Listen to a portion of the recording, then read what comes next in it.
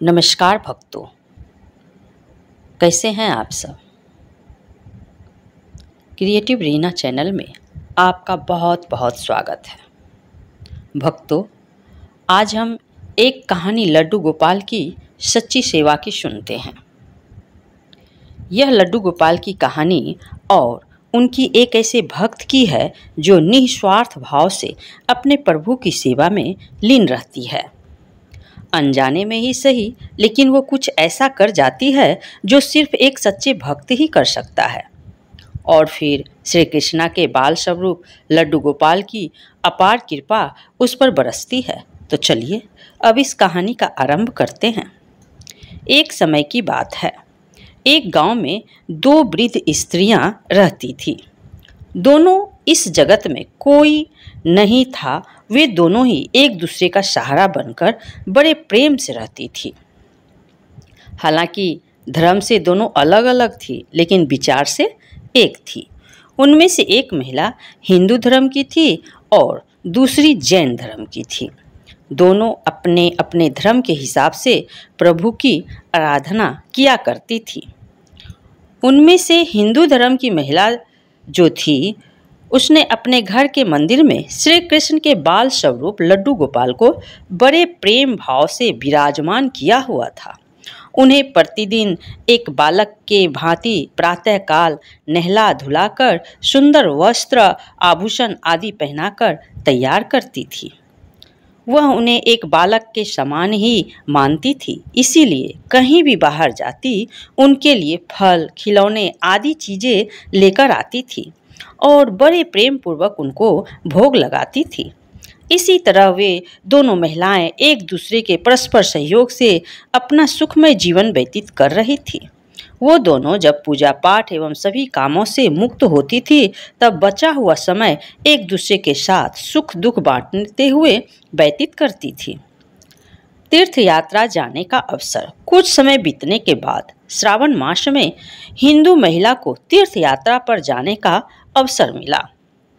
तब उसने अति प्रिय उस जैन धर्म की महिला से भी चलने के लिए कहा। चूंकि वृद्धावस्था अधिक होने के कारण वह चलने फिरने में थोड़ी असमर्थ थी, इसीलिए उसने जाने से मना कर दिया और कहा कि मुझे चलने फिरने में परेशानी होगी, इसी कारण तुम्हें भी तीर्थ यात्रा में विघ्न रहेगा।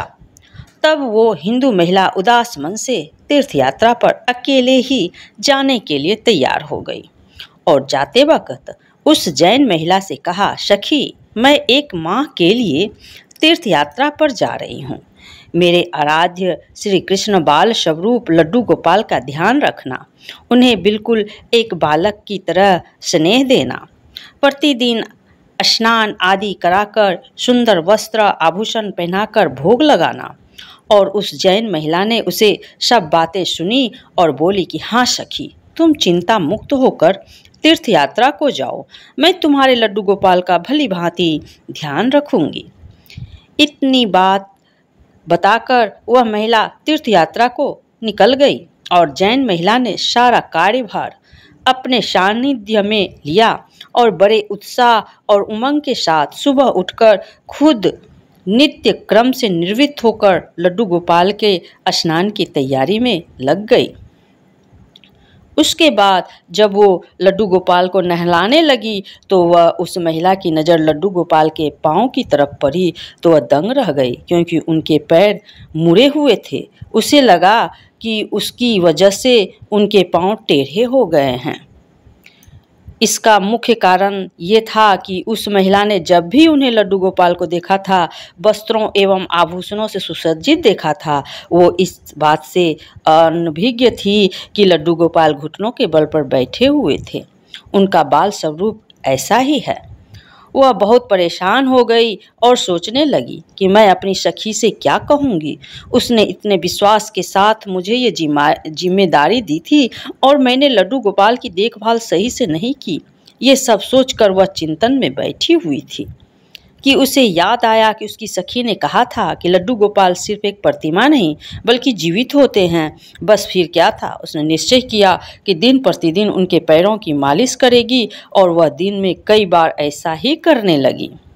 और जैसे ही कृष्ण का स्वभाव है वो ही इतने कृपालु दया निधान, उस वृद्ध महिला की इस नादान भक्ति से वशीभूत होकर उन्होंने उस पर अपनी अपार कृपा लुटा दी। और एक दिन वह महिला रोज की भांति प्रातःकाल उठकर लड्डू गोपाल को नहलाने का प्रबंध कर रही थी कि उनकी नज़र उनके पैरों पर पड़ी।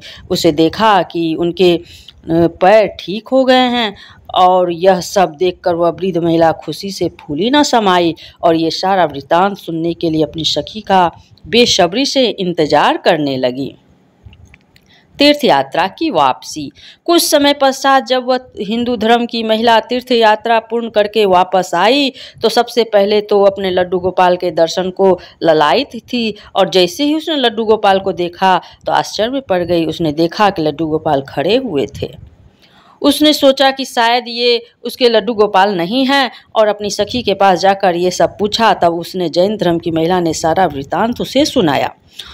उसकी बातें सुनकर हिंदू महिला समझ गई कि ये सारा खेल उस मुरलीधर कृष्ण कन्हैया का है और दौड़ी दौड़ी लड्डू गोपाल के पास पहुंची और उनके चरणों में गिरकर बोली, हे मेरे कन्हैया, हे मुरलीधर, आपकी दया की कोई पराकाष्ठा नहीं है, आपकी कृपा का कोई शानी नहीं है।